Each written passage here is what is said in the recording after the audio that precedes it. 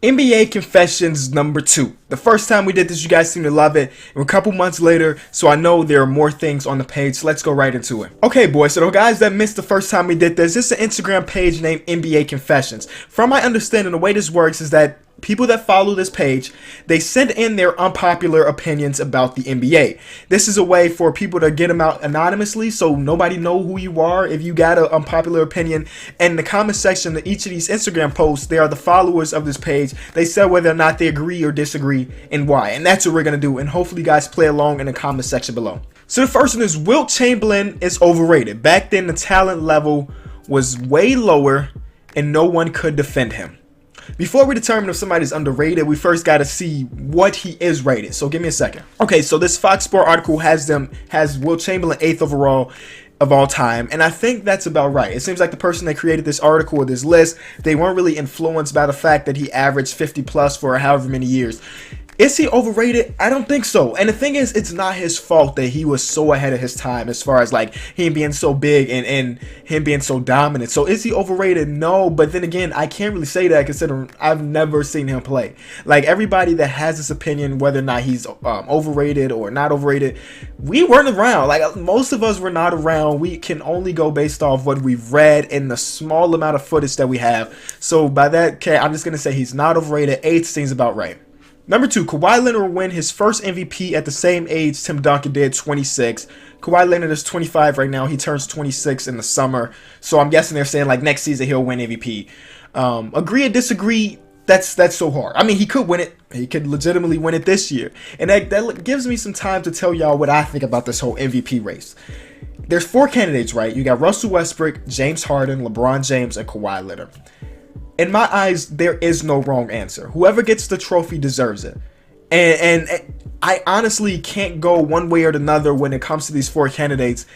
If Kawhi wins it this year, I can honestly say he deserves it. His team is playing phenomenal, and he's the leader of that team. Both sides of the ball, best out there. Best two-way player. LeBron, still leading his team. People look at LeBron's numbers and take him for granted. The dude is still having a monster season. Russell Westbrook, he averaging a triple-double. Team is really bad, though. Like, that's the only downside about Russell Westbrook's season so far. The team is better when he's passing more. That's just what the numbers say. But the numbers could be skewed because, I mean, some games he's not passing because nobody's making the shots. So if he wins it, that's fine. And James Harden, similar to Russell Westbrook, having a phenomenal season as far as numbers. But the thing is, between those two is the fact that James Harden's team is actually winning and actually winning the bunch. So out of the 4 candidates, it doesn't matter to me. I get that asked a lot on Twitter. Who do I think will win MVP? Does not matter. I think it's just a fun race for the first time in forever. Oh, this one. Man, I may be talking for a minute. The Bulls should rebuild around Jimmy Butler and Denzel Valentine. Bulls fans. No, let's trade him. Let's trade Jimmy. I was not a part of the whole trade Jimmy Butler train until a couple months ago. I think it's the best option. Denzel Valentine, he's still in his first year, so we still don't know what he's going to be. Even though he's, 23 years old. That's pretty old for a rookie, but we still don't know what he can be. He's playing okay, right? He's playing okay. Not great, not bad. The whole Jimmy Butler debate. Should we trade Jimmy? I am pro trading Jimmy right now. This could change tomorrow morning, but this is my reason why. Right now, with Jimmy Butler's 27, 28, let's say. He's 27, 28. Players usually start to decline as far as like their productivity once they hit the 30s, which means that Jimmy Butler may have 2 or 3 more years of him being a top tier player in the league. We're talking about like top 10 player. In those 2 or 3 years, do you think the Bulls can really put a team around him that can contend for a championship? My answer is no. My answer is no. So right now, while he's at the peak of his game, get the most value you can, restart. Hit the reset button. That's my opinion on the Bulls. So I disagree with this completely. And again, everything I'm saying is it's supposed to be controversial. I don't want y'all disliking the video because you disagree. This is what this video is about, us having a conversation. The next one is LeBron James, the greatest player of our generation. Facts. Kobe stands. Don't come at me, but it is just facts. Now, I know a lot of people dislike LeBron, but if you look at what he does on that court, the impact he has is like no other player we've seen since Jordan. Yes, he is the greatest player of our generation.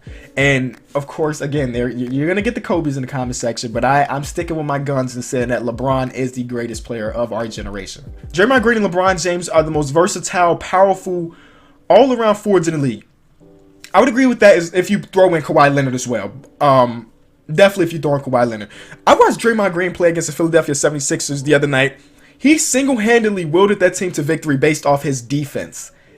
No other players can really do that besides Kawhi Leonard. LeBron, in the regular season, LeBron's defense is not great because he's carrying such a large load on offense. He kind of kicks it up in the playoffs, but even then it's not terrific. It's not prime LeBron defense, but it's still pretty good at the age of 30 or whatever he is. If you add Kawhi Leonard to that statement, I completely agree. There are no other players like those three as far as like both sides of the ball and being able to do everything. Like there are not many holes in those three players' game. The Lakers should bring back Kobe when they become a contender to get his 6th ring. Oh boy. Lakers fans, close your ears for this because you're not gonna like what I got to say. Kobe's 38 right now, right? The Lakers won't be a contender for at least 4 to 5 years, right? 4 to 5 years. So if you want a 43-year-old Kobe just on your bench, that's fine, right? But you know that you're gonna hear chants in the arenas, we want Kobe, which means that you gotta put Kobe in the game, which means that your team is gonna take a step back. But I'm saying that they won't be a contender for 4 or 5 years because Luol Deng, Timofey Mozgov, they take up like a third of your cap space right now. For the next couple years, they're taking up like a third of your cap space. And they're bums. They are bad. They've been shut down, and people are saying, well, they're being shut down so we can tank. But when they were on the court, they weren't really benefiting the team anyway. But the reason I'm talking about salary is because the only way the Lakers become a contender before the 4 or 5 years or whatever is if they sign a big-name player, and it might not be possible with those contracts. You got to pay Julius Randle soon. You're going to have to pay D'Angelo Russell. Bringing in Paul George is possible, but the numbers may not add up for them to build a nice team around him. I don't know. I just don't think I mean, it would be cool. It would be cool to see Kobe back, but will Kobe come back? I don't think he will. He'd be too far into retirement to want to go back, and then I just don't think it'll benefit the team having Kobe back. Think about how much he hurt that team last year. The tour, the Kobe tour, even though we loved watching it, it hurt the team. It hurt the development of some of those younger players. So anyway, I disagree. Steph and Klay are top 5 shooters of all time. Okay, let's think about this. Yes, Steph Curry, number one. He's the best shooter of all time. I feel like people still argue that Ray Allen is, but I think just people don't like Steph right now. People don't like Steph. I mean, people are gonna hate on him, but I'm gonna stick strictly to his game. I don't care about you not liking what he did with coming in KD or whatever. We're not talking about none of that, right? We don't care that they blew a 3-1 lead. We're just talking about him shooting the ball best of all time. So let's put him first. We have to put Ray Allen number 2. Number 3, you could probably put like Reggie Miller. You have to put Cal Korver somewhere in there. There are a lot of great shooters of all time. Steph, I would say, is number 1. I don't think Klay's top 5, but I definitely have Klay top 10. Chris Bosh would not play another game in the NBA. Sadly, I think this is true. We just saw him sign on to some network so we can talk basketball. Like, he's going to be an analyst guy. Which is great that he's staying in the biz, would not actually have to be on the court. But I think it's best for his health. Even though he probably don't want to hear none of that because basketball is what he loves. It's probably best for his health that he doesn't play another game. It's sad because he's still had a lot of years left, man. Bosh was still a beast. But I think we've probably seen the last of Bosh on the court in a jersey. They're definitely going to retire his jersey in Miami after what he did for the team.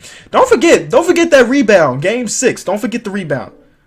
Ray Allen's shot was amazing, but none of that's possible without that rebound. So Bosh was the man. Hopefully you guys did enjoy the video. That went fast, but if you enjoyed it, be sure to leave it a like. The reason I do these videos, I don't think a lot of people would do these videos because they're controversial. I mean, I just gave my opinion on like 10 things. And when it comes to opinions, not everybody's going to agree. And some people are afraid to put their opinions out because obviously when it comes to this YouTube stuff, we don't like to see dislikes. I mean, I don't like to see dislikes either, but I believe in you guys as far as like, even if you do disagree with me, we can have a conversation about it rather than you just hitting the dislike button and leaving it at that. Hopefully I'm right about that. Here's my Instagram if you want to hit me with a follow. A lot of y'all have been following me lately. We went to Milwaukee. Obviously you guys saw the video and there's a lot of pictures from that. But thank you guys so much for watching. We'll be back tomorrow with another fire video. I'm out. I've always wanted to do that, but okay, I'm out for real this time.